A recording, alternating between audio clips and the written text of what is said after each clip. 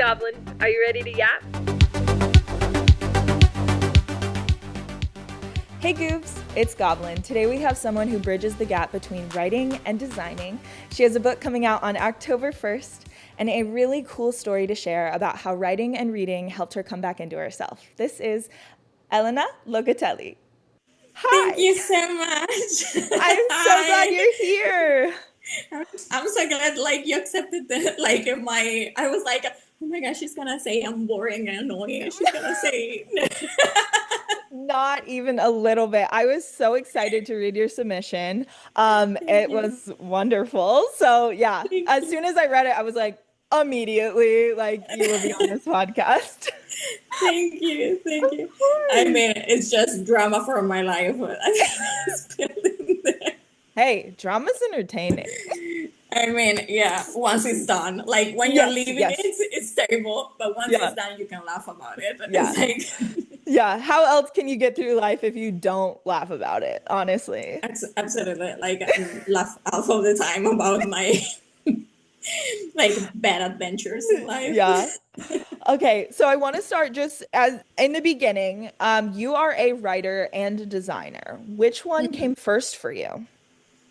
Writer, absolutely. Like I've been writing since I was a kid. I used to steal my mom's typewriter. I feel so old when I say that because it's not that it wasn't like a super old one. It had like a computer screen on it, so it was like already closer to a computer. And every time she was because she left me with my younger brother, and I was like, okay, now that she's gone, I can't steal it. And I started writing like fan fictions about One Piece and Dragon Ball and all those anime that they put on the Italian television, which is, I mean, it was so fun. And then about boy bands that I used to follow back then, and yeah. And I was just hiding them because I mean, writing was never a thing that my parents preached about, like never talked about. It was like I felt weird, the weird one, like to grab a computer and say, I'm gonna write all my thoughts in this computer. And then I don't know, it felt weird because then they're gonna asking me, what are you writing? And I don't wanna say that. I don't wanna share that with you.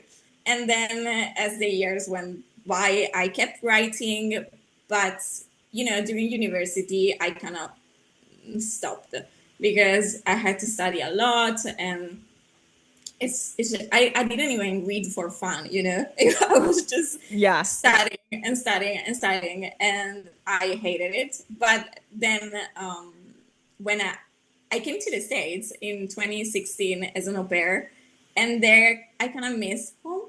And so my way to the coping mechanism was to write a story about Italy. So So I did. cool. It took me like it took me 3 years to write that story because I was writing it the way I thought other people's would want to read it. And it was so hard for me because I was like, I love writing smart. I love writing Yeah. crises. I couldn't think about. I couldn't bear the idea of my mom reading it. I was like, I can't. I can't. That's why maybe now I write in English so she can't read the books. That's your loophole to get Yeah, out I'm of like, it. she's like, oh, did you publish another book? And I'm like, yeah. Is it in English? Yes, mom. From now on, everything is gonna be in English, and if there's gonna be like a translation, you're not allowed to read it. I'm sorry. You won't find out if there is a translation. No, no. I mean, yeah. Or I'm gonna put the post-it on. I've seen authors do it. Like they put the Yes. post-it on the chapter. It's like skip this one. Yeah. Go It's to the like, next and one. then they held hands. Exactly. I was like, yeah, I don't know if I can. Yeah, because when my mom found out that because the first book that I published was through an Italian imprint, like it was a tiny one.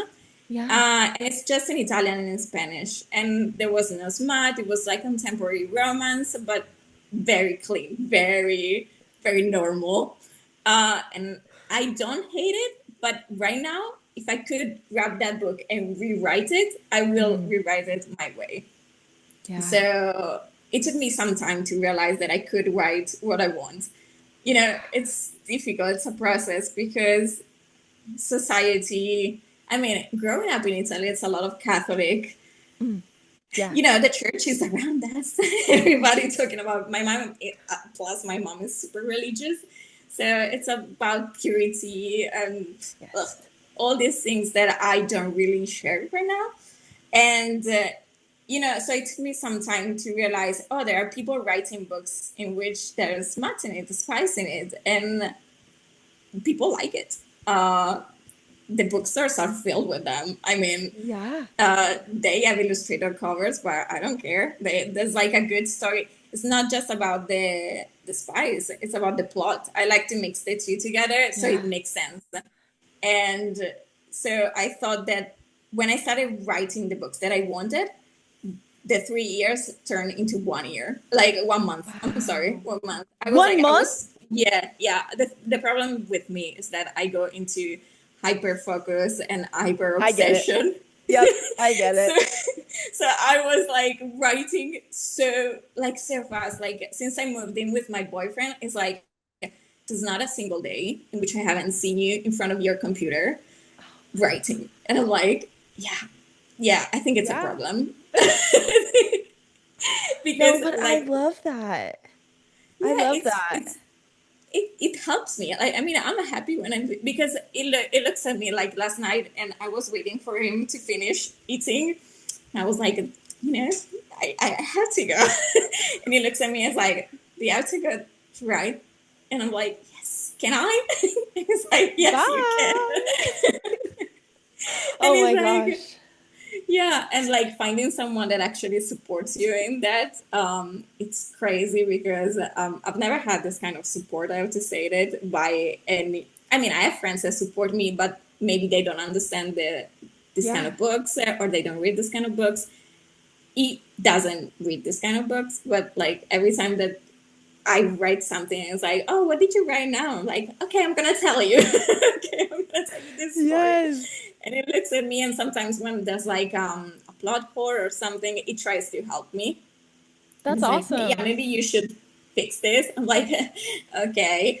And then I'm thinking about, like, at the beginning, I'm like, you shouldn't give me Yeah. advice.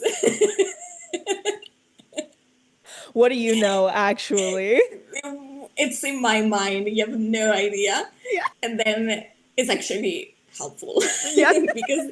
because it's so much in your brain, and then when you voice it out, it's it's like, okay, maybe you have your reasons.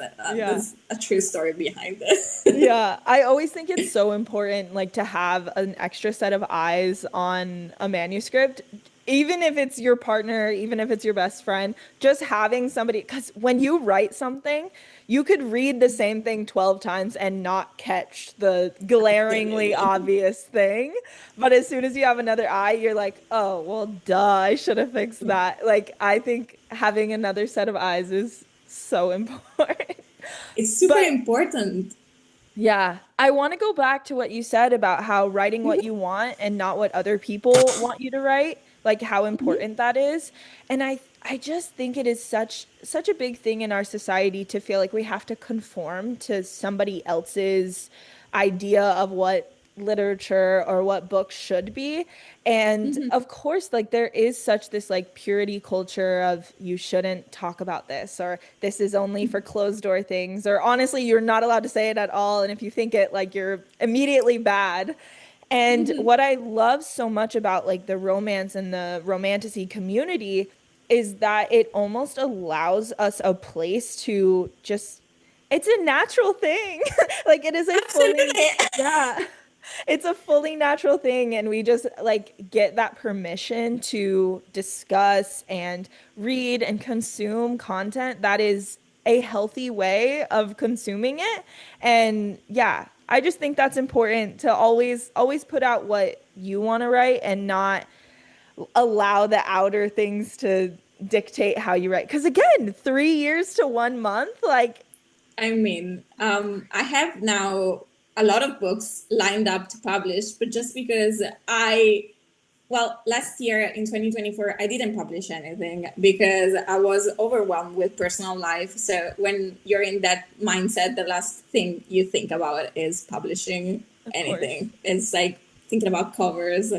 I kept writing in the Yeah. meantime. And so many books came out. Some are finished, some are not. Some are just there. I know they exist. Some are being queried just to try to see if That's so awesome. somebody likes them. Yeah. We don't have like right now nobody cares about my work. And then I laugh at that because I truly feel that at one point my time will come, Of and course. so I just keep relaxing and focusing on my writing and feeling good while I do that because it's the one of the main thing in my life that actually makes me feel good. So even though it's not that I'm selling thousands of books a month, I'm actually happy because I'm writing them. So at one Yeah. point, life is gonna do its course and it's gonna bring me to my readers, and it's just fun to be able to be yourself Of and course. and write what you want because yeah, I mean it was so boring like 3 years on a book. You said it's so boring. I love that book, but then when my mom asked me, I was like, "So, are you happy with the book?" I was like, "Not that much. I mean, I could have written something better." And when she discovered that I did write spies in my books, she's like, "Do you write porn?" I'm like, Of "No, course. mom." I'm like, don't write porn. It's like, and I was explaining to my boyfriend yesterday because he was making fun of me. Yeah, Like, I of was course. telling his friends that what I write. I'm like, please don't. I don't want people in my real life to know Yes. that. I like people on the internet to know Yeah, that. I'm always like, the internet can know everything that I'm doing, but if you tell a person in real life what I talk about, I'll run away. Like, I was so ashamed. I was like, please, Felipe, don't do that to me ever again. don't do that to me. Oh, But that's yeah, so you were funny. saying like yeah, it's porn, it's erotic. I'm like, no, if you look at my books, like the chapters with actual sex scenes, Yeah. it's like 2 3 chapters in a 48 50 books like chapter. I mean, it's just because people focus so much on this price, and it's like, well, because your entire book is about building up the tension. I'm like, yeah, Yeah. that's a good thing. Yeah. Yeah, and I That's a also good thing. think there's like a lot of commentary that isn't discussed. Like if we think about like the percentages, right? So if you took a 500-page book and you have two chapters of spice, and then you look at a 3-hour movie that has one sex scene, or two sex scenes or whatever, the Yeah. percentages match up. And you wouldn't consider a movie that just has a sex scene as porn, but there's this like almost like demonizing like outlook on romance books. Yeah. And my theory, always and forever, is women like something and it inherently has to be bad. Yeah. And it doesn't matter what it is. It could be pop stars, it could be boy bands, it could be magazines, it could be anything. If women are the target audience and women all like it, it is going to be demonized and it is going to be inherently like less than if a man liked it, right? Like it doesn't matter if Absolutely. it does not matter if they are the biggest thing selling out, like all of the things. If women are the main target audience, it is not Yeah. valid enough in society's It's not eyes. important. It's not like considered good enough. And I have friends that they are actually feminists. So you will think that, when you talk about them about romance book, they are like, okay, fine, that's good. But then they say, well, romance book, they're not the great books. Like, they don't have the depth. I'm like, See, have but you there's read that my in last one? yeah, there's that internalized misogyny. Like regardless of who you are, you're growing up, you even if you don't believe it, you get Yeah. told that, oh well, like I always like to use like Taylor Swift as a really good example of this Yeah, because even if you don't like her music, even if you don't listen to pop music, aren't a big fan, you cannot deny the amount of money she's made, the amount of tickets she sold, the amount of merch she sells, like all of that kind of stuff. If a man was in that position, he would be considered one of the greats, the best yeah, that ever happened, like immediately every single time. But because she's a woman, there is this immediate internalized misogyny. Well, it's like, oh, well, I'm not one of those girls. I don't like that yeah. music. I'm not one of those girls. You know what I'm saying? See, And yeah, yeah, yeah. it's just a constant battle, I think, just as a woman. Like if you like something, you're always going to have to deal with, oh no, well, like women liked it, so it's not like that Yeah, it's not that important. good. Yeah. Yeah, it's not, or it's not that good. It's not that emotionally that it doesn't make you cry. It's that it doesn't make you think. Which is Sometimes I don't even insane. want to think.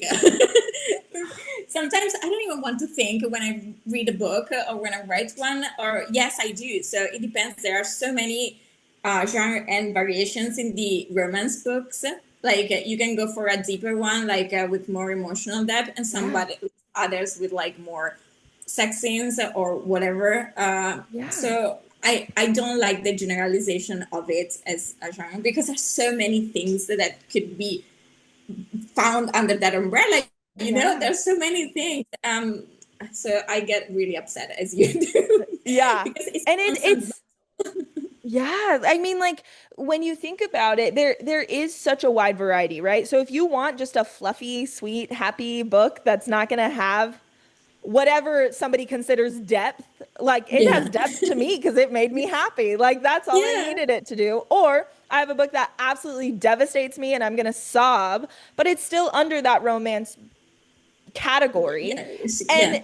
both of them are just as valid. Even if this one has more depth and makes you cry and whatever, is the exact same validity as something that is just fluffy, Absolutely. just has spice, like whatever. Because whoever's reading it, they wanted that day, and that's it. That is the amount of validity that it needs. And anything else, any other like outside commentary that you put on it is dumb. Like there's no Yeah. reason for it. Totally agree with you. I totally agree. I've been dealing with this since I joined the romance community. I've been speaking with friends. They totally understand, or family. Like, they totally understand it, but at the same time, it's like, oh, you are not writing like Hemingway, or like, I don't even want to write like him. I don't care. Who I've cares been about that man? I was dying trying to write something that other people's liked. And just when I finally did, I said, okay, I'm going to write something that I love. It took me 1 month. Okay, it was a first draft and it was shitty. Yeah. But who cares? It took Who me 1 month and I cares? was happy. And it was done from start to finish. I did it. And it's not an easy task for like write a book. Like Yeah. so many people, like I think because we are surrounded by people that actually finish the books, we Yeah. think it's normal, but it's not normal to finish a book. Many people start Oh, writing a yeah. book and never finishes. So I don't know. I just feel like we should be less judged, but I think it's a long battle that we have to fight about the Unfortunately, judge. we're never gonna get out of this battle, but it is so exhausting, I think, because just in general, men don't have to defend the things they like. And I think women in general, we always, no matter what it is that we like, we have to go into it with like, I have to defend that this is valid. I have to defend that this is a good source of entertainment, which is Yeah, just, yeah. oh, I it makes mean, you want I to, just want to have fun. I just want to yes. enjoy a book. I don't like one of my friends. She's like, "Don't you want to learn something from the book?" I'm like, "I'm learning plenty of things actually, I'm actually learning a lot. a lot." But that's not the point. I could even not learn anything, and that would be all right. Okay, Yes. it's not. And I'm that's having okay. fun. Yeah, I'm having fun while I'm reading. While I'm reading it, yes, and that's the Oh, point. That's it. I, I love it. I just get so annoyed by people sometimes. I know. It's We an have uphill to, battle. It's an uphill yeah. battle, especially people who just aren't in the bookish space, so they don't like Mhm. get it, you know? Yeah, Oh, yeah. man. Okay, so I want to talk about you were kind enough to share a story with me, Yeah. and I would love if you wanted to share that story with the class, and then we can talk about how writing and reading helped you come back into yourself. As I said, during the university time, I forgot completely about reading and writing. And for a lot of time after university too, I was reading just to be that kind of person that we were criticizing before. So I was that person, but I Yeah. got redeemed. Um, but I wasn't the. I was like I felt society was pressuring me so much to you have. I was a yoga teacher before, so you have to learn a lot about the anatomy, self-help books, so all these kind of things that okay, they're great, but it took me forever to finish a book because yeah, they're teaching you something, but maybe I'm not in the mood to learn anything today, so I would just want to have fun. So for a long time I went through that. Then I went through a really hard breakup with my ex. It was we bought a house, we break up 6 months after. I was in a foreign country, I was alone with two dogs that are now sleeping right now, Oh my like God. right here. And so, like, a lot of people told me, "Oh, you were so brave of dealing with that by yourself." I was like, "I had no choice, darling. I was Yeah. left alone." So that period, I didn't really want to go out or like meeting people. I just wanted to stay by myself. I think that time it was 2022, if I'm not wrong. I used it as a healing period. It was just me, myself, and my dogs. It was like I have them tattoo on me because they're like my guardian angels. Yeah. I love them so much. That's just sleeping and snoring, and that's good. It's fine. So Um, cute. and then one day I went just to one. It's called La Casa del Libro, which is basically like Barnes and Nobles here in Okay. Spain. And but like it was a court of thorns and roses because it was the TikTok sensation of that time. Yeah. So I went, read it, and I was like, "That's good. I mean, I like it. It's basically what I thought I could write, but never had the chance to do so." Mhm. And I basically slowly eased into the TikTok world, book talk, books, so many books, and that really helped me healing because while I was writing, the first book that I wrote, I didn't publish it yet. So it was just like a trilogy that I left it there. And then I published The Healer, which funnily enough helped me heal. I didn't realize it until I reread it. I was like, oh my God, what did I do? Oh, I love And that. she was basically this girl healing others but always missing out about herself, like always projecting about protecting others, saving others, and never caring about her decision. And there's like a chapter at the beginning in which she has this talk with her mentor. She's like a 400 years old spirit, and she tells her, have you ever done something for yourself? And I think that sentence, I was like, oh my God, have I ever done something for Oh, myself?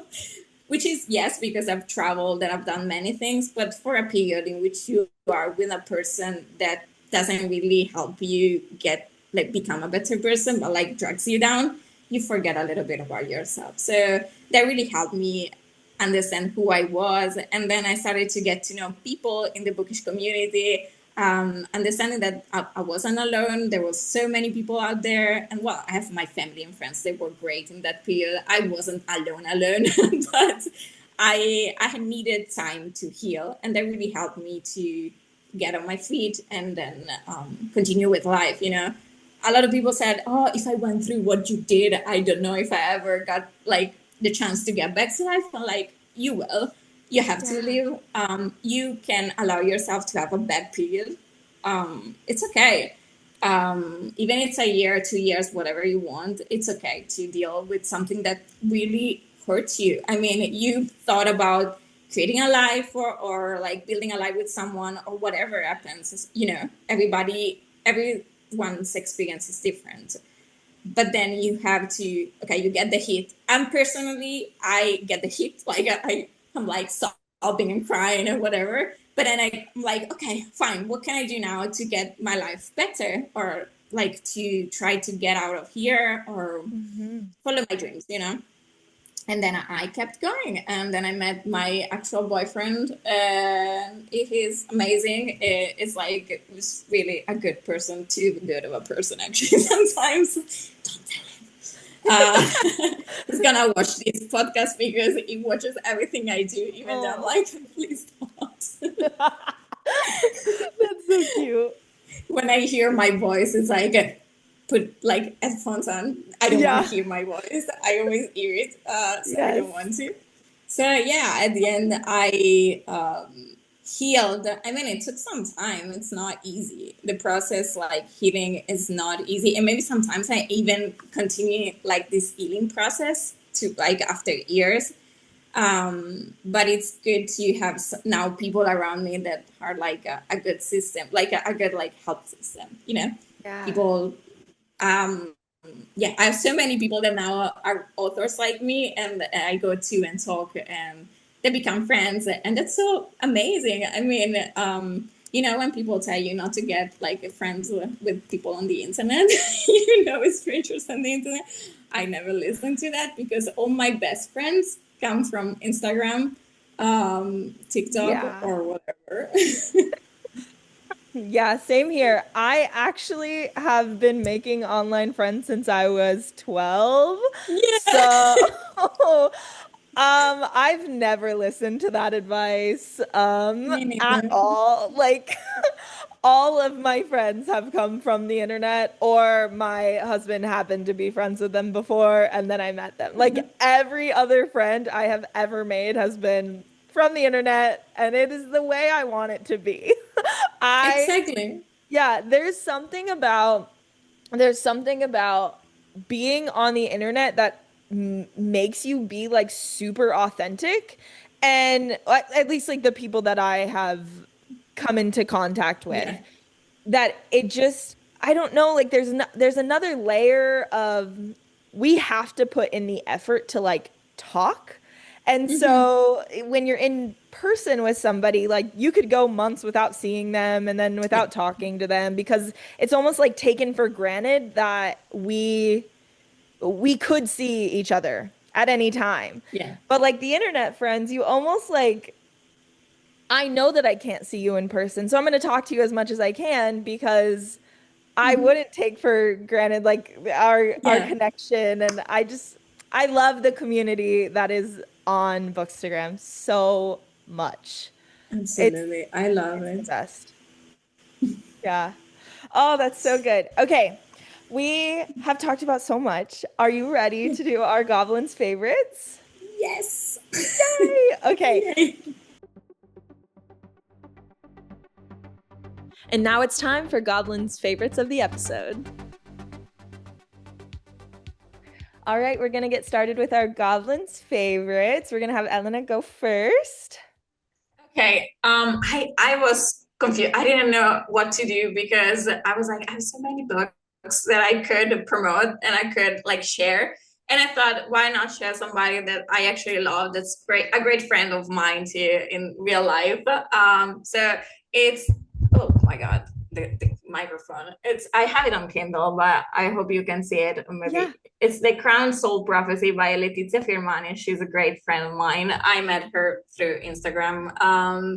And it's basically a romantasy set in Italy in Liguria, and she lived there. So there's like a lot of personal stuff in there. It's a romantasy of a girl that comes back to Italy, and she basically finds out that she's the heir of a throne, like a fantasy world Oh, that you access through like a red door in a part of the town. fun. And yeah, there's a lot of like love triangle. The boyfriend, the soulmate, is actually nice, but the brother is very much more interesting. So there's like a love triangle going on there. And there's a new book coming out because it's a duology. So in December, I think it's coming out the next one, if I'm not wrong. So yeah, it's a very fun read. It's she's really fun to read. So I have a lot of fun with it. So That's so cool. Oh, I I love that, recommend Red. it. Yay, that's so fun. So you said it's going to be a duology? Yeah, yeah. Oh, It's coming I out the love second one duologies. Yeah, I know. It's the best number, like to write books. Yes. Yeah. Duology. I love it. I don't know. I genuinely, I genuinely don't know how people write like 5 to 7 books. Like, Me neither. oh my gosh. I mean, honestly, I have ADHD, so I think I would just get bored of it. Like, I would give up. Yeah, That's on me. I'm sure there are other people who can handle themselves, but like, absolutely. I would give up. I'm with you. I've tried, and I think I've asked a couple of people that I know they have like 5 book series. I'm like, I don't know how you do it. I mean, with you, I'm exhausted. I don't even, I'm exhausted. I don't even know what to do. Yeah. But yeah, I feel it's a lot of organization, which I don't Yes. have. So Relatable. there, I'm lacking on that. So I feel two is the best way because the first one sets the mood and the second Yeah. one wraps up everything. Yeah. So yeah, duology is the best for me, I like love personally. Yeah, I love that. Okay, so my rec, I do not have it physically or on Kindle because I actually was lucky enough to beta read this book. So my husband's gonna like put it right there. But this is The Moon's Fury by Lena Kazak. Um, oh, first of all, I love her. She is one of the nicest humans. Yeah, I just love her. She's one of the first people that ever like trusted me to do like her branding and her website and was just like, "Yeah, I trust you, do everything." And I will always have love for her in that respect. But I also had such a freaking blast reading her book. So this one is actually book 2 in her series.